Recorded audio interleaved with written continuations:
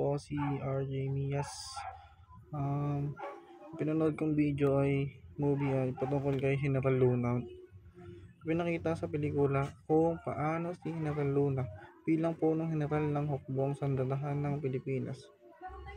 Buong tapang na ipinaglaban ng kalayaan ng bansa laban sa pananakop ng mga Amerikano, ngunit higit na rito ipinakita rin ng pelikula ang panloob na laban sa loob ng pamahalaang revolusyonaryo mismo, ang kawalan ng pagkakaisa at kataksilan at pansariling interes ng ilang opisyal na Pilipino.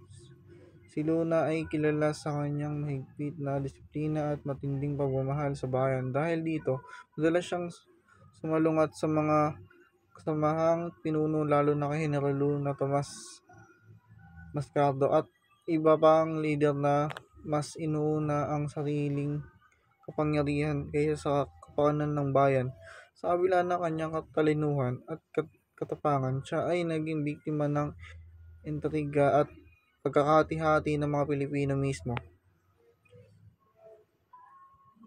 Sa huli, si General Luna ay pinaslang ng mga kapwa Pilipino sa Cabanatuan noong Hunyo 5, 1899, isang trahedyang sumasalamin sa katotohanan. Minsan ang tunay na kaaway ng kalayaan ay hindi lang mga dayon, kundi ang ating sariling pagkakawatak-watak.